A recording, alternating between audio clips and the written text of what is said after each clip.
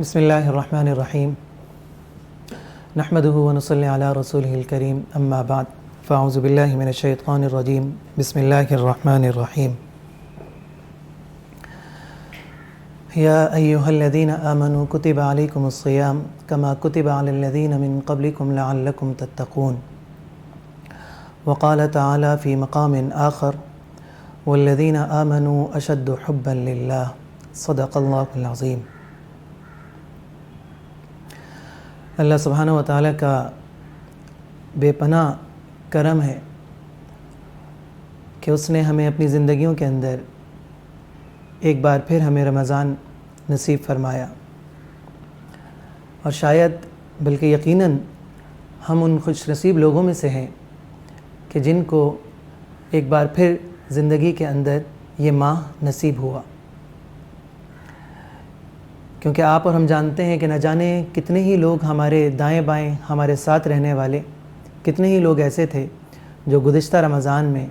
ہمارے ساتھ یہاں موجود تھے، لیکن آج جب یہ رمضان شروع ہو رہا ہے تو وہ اب ہمارے ساتھ اس دنیا کے اندر موجود نہیں ہیں۔ لیکن اللہ سبحانہ و تعالیٰ نے ہمیں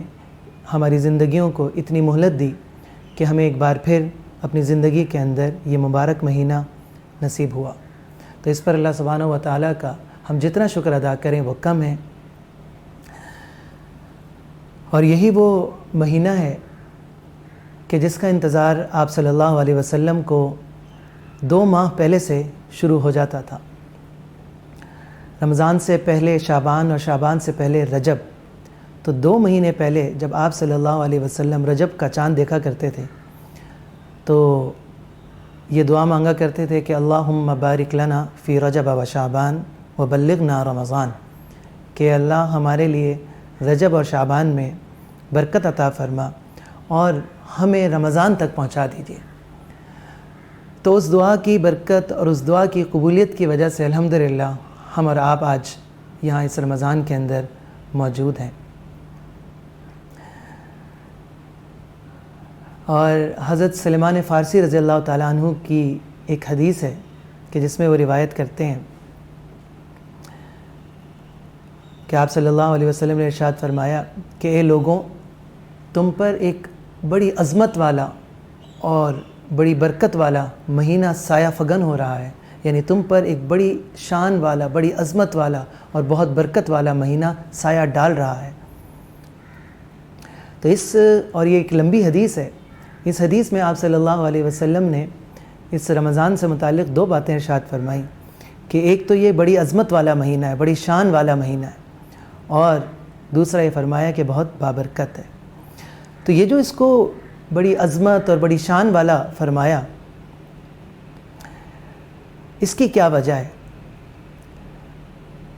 دیکھیے، ویسے تو ہمارے سال میں جتنے بھی مہینے ہیں وہ سب کے سب اللہ سبحانہ و تعالیٰ ہی کے پیدا کردہ ہیں۔ ہر سال، ہر ماہ، ہر مہینہ، ہر لمحہ، ہر سیکنڈ اللہ سبحانہ و تعالیٰ ہی کا پیدا کردہ ہے۔ لیکن ان ایام میں سے، سال کے پورے سال میں سے کچھ ایام کو، کچھ اوقات کو اللہ سبحانہ و تعالیٰ خاص کر کے اپنی طرف نسبت فرما دیتے ہیں، ان ایام کی، ان اوقات کی اپنی طرف نسبت کر دیتے ہیں، کہ جس کی وجہ سے ان ایام کا رتبہ، ان ایام کی عظمت اور دنوں کے مقابلے میں بہت زیادہ بلند ہو جاتی ہے۔ کہ اللہ نے رمضان کے بارے میں یہ فرمایا کہ یہ ماہ میرا ماہ ہے، یہ مہینہ میرا مہینہ ہے، تو اس مہینے کی نسبت اللہ سبحانہ و تعالیٰ نے اپنی طرف کر دی۔ تو یہ جو نسبت اللہ سبحانہ و تعالیٰ نے اس مہینے کی اپنی طرف کی، جس کی وجہ سے اس کی عظمت اور شان جو ہے وہ عام جو دوسرے ہمارے مہینے ہیں یا دوسرے جو دن ہیں اس سے کہیں زیادہ بلند ہو گئی۔ دیکھیے، یہ جو نسبت ہے، اس نسبت سے بہت فرق پڑتا ہے۔ اس کی ایک اور آپ مثال اگر دیکھیں، بیت اللہ شریف ہے، یوں دیکھا جائے تو وہ ایک عام سے کالے پتھروں سے بنی ہوئی ایک عمارت ہے، لیکن اس ایک عام سی عمارت کے بارے میں جب اللہ سبحانہ و تعالیٰ نے یہ کہہ دیا کہ یہ گھر، یہ کالے پتھروں سے بنی ہوئی عمارت، یہ میرا گھر ہے، یہ بیت اللہ ہے، تو جب اللہ سبحانہ و تعالیٰ نے اس ایک عام، ایک سادہ سی عمارت کو بیت اللہ فرما دیا، جو دیکھنے کے اعتبار سے سادہ ہے لیکن جو اس کی نسبت اللہ سبحانہ و تعالیٰ نے جب اپنی طرف کی تو اس کی عظمت، اس کی شان تمام دنیا کی عمارتوں سے بڑھ گئی اور لوگوں کا رخ اس کی طرف جوق در جوق ہونے لگا۔ تو اس ماہ کی جو عظمت اور شرافت ہے وہ اس نسبت کی وجہ سے جو اللہ سبحانہ و تعالیٰ نے اپنی طرف کی۔ اللہ سے دعا ہے کہ اللہ سبحانہ و تعالیٰ ہمیں اس ماہ کے جتنے بھی فوائد ہیں، جتنی بھی رحمتیں ہیں، جتنی بھی بخششیں ہیں جو اللہ سبحانہ و تعالیٰ نے اپنے بندوں سے وعدہ فرمائی ہوئی ہیں، ہمیں اس سے فائدہ اٹھانے کی توفیق عطا فرمائے اور ان کو حاصل کرنے کی کوشش کرنے کی توفیق عطا فرمائے۔ اور ایک چھوٹا سا ایک پیغام اور ہے جو میں ایک قرآن کریم کی آیت سے یہاں پر آپ حضرات کے سامنے ذکر کرنا چاہتا ہوں۔ قرآن کریم کی ایک آیت ہے کہ والذین آمنوا اشد حبا للہ، کہ وہ لوگ کہ جو ایمان لے کر آئے وہ اپنے رب سے بے پناہ محبت کرتے ہیں۔ یہ جو آیت ہے یہ بڑی عجیب و غریب آیت ہے۔ یہ آیت ہمیں خوشی بھی دیتی ہے، تسکین بھی دیتی ہے، سکون بھی دیتی ہے کہ وہ لوگ کہ جو کہ ایمان لے کر آئے ان کو اپنے رب سے بے پناہ محبت ہے۔ دیکھیے، ویسے تو اگر ہم کبھی تنہائی میں بیٹھ کر اپنے دل کو ٹٹولیں تو شاید ہر انسان کے دل میں یہ خیال آتا ہے کہ معلوم نہیں کہ میں کیسا مسلمان ہوں، یا معلوم نہیں کہ میرا خدا سے جو تعلق ہے وہ کیسا ہے، آیا وہ تعلق مضبوط بھی ہے یا نہیں، مجھے خدا سے محبت کتنی ہے۔ یہ ہر وقت ایک انسان کے دل میں ایک کھٹک سی رہتی ہے۔ لیکن یہ جو آیت ہے، یہ آیت کہہ رہی ہے بہت وضاحت کے ساتھ کہ والذین آمنوا اشد حبا للہ، وہ لوگ کہ جو کہ ایمان رکھتے ہیں وہ اپنے رب سے بے پناہ محبت کرتے ہیں۔ اور یہ جو بندے اپنے رب سے محبت کرتے ہیں اس کا اظہار اس ماہ میں وہ بندے بہت کھل کر کرتے ہیں۔ اس کا اظہار، بندوں کی محبت کا جو اظہار ہے اپنے رب کے ساتھ، وہ بہت کھل کر ہوتا ہے۔ اور آپ دیکھیے، جو بندہ صبح سے شام تک کھانے کا عادی ہو، صبح ناشتہ، پھر 10 بجے کی چائے، پھر دوپہر کا کھانا، اور پھر شام کی چائے، اور پھر رات کا کھانا، اور پھر رات گئے کہ پھر دوبارہ ایک بھوک، وہ بندہ کہ جس کو صبح سے شام تک کھانے کی ایک عادت ہے، لیکن وہ جب اللہ کا حکم سنتا ہے کہ رمضان میں اللہ نے روزے اس پر فرض کیے ہیں تو صبح سے لے کر، فجر سے لے کر، طلوع آفتاب سے لے کر وہ مغرب تک، غروب آفتاب تک جو ہے وہ بھوکا پیاسا رہتا ہے۔ اور وہ جو یہ بھوکا پیاسا رہتا ہے وہ صرف اور صرف اپنے اللہ کی محبت کی وجہ سے رہتا ہے۔ اور اس کی دلیل یہ ہے کہ دیکھیے کہ اگر اس کو یہ محبت نہ ہوتی تو اس روزے کے اندر ایک انسان کو تنہائی میں کتنے ہی مواقع میسر آتے ہیں کہ انسان جب اپنے بیڈ روم میں ہو، تنہا ہو، اور کمرے کے اندر فریج میں ٹھنڈی بوتل ہو پانی کی، اور انسان کے حلق میں پیاس سے کانٹے چبھ رہے ہوں، اس وقت اگر وہ پانی پی کر اپنے پیاس بجھانا چاہتا تو وہ پیاس بجھا سکتا تھا۔ لیکن وہ چونکہ اپنے اللہ سے محبت کرتا ہے اور دل سے محبت کرتا ہے، اور یہ روزہ بھی اس نے صرف اور صرف اپنے اللہ کے لیے رکھا ہے کہ جس کی وجہ سے آپ حضرات بھی جب روزہ رکھتے ہیں تو صبح سے شام تک کتنے ہی مواقع ایسے ہیں جو تنہائی کے ہوتے ہیں، اس کے باوجود آپ اللہ سے کیے ہوئے وعدے کو پورا رکھتے ہیں، پورا کرتے ہیں، اور صبح سے شام تک بھوکے اور پیاسے رہتے ہیں۔ تو یہی وجہ ہے کہ روزے کے بارے میں اللہ سبحانہ و تعالیٰ نے یہ فرمایا کہ الصوم لی،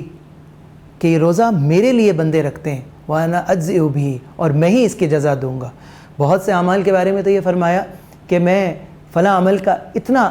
ثواب دوں گا، فلاں عمل کا اتنا ثواب دوں گا، لیکن روزے کے بارے میں فرمایا کہ اس کی جزا تو میں اپنی شان کے مطابق دوں گا۔ اور اس کی وجہ یہی ہے کہ جو بندہ یہ جو روزہ رکھتا ہے یہ صرف اور صرف اللہ سبحانہ و تعالیٰ کی محبت کے لیے رکھتا ہے، اور اس میں کوئی ریاکاری نہیں ہوتی۔ شاید یہ واحد ایک عبادت ایسی ہے کہ اس میں ریاکاری ہو ہی نہیں سکتی، کیونکہ اگر اس میں تنہائی میں انسان کے پاس جو مواقع میسر آتے ہیں اس میں تو اس کو کوئی دیکھ نہیں رہا ہوتا، لیکن اس کے باوجود بھی وہ یہ اپنے اللہ سے کیے ہوئے وعدے کو وہ پورا کر رہا ہوتا ہے اور اس محبت کے لیے کر رہا ہوتا ہے۔ اور آپ اس محبت کی ایک اور مثال لیجئے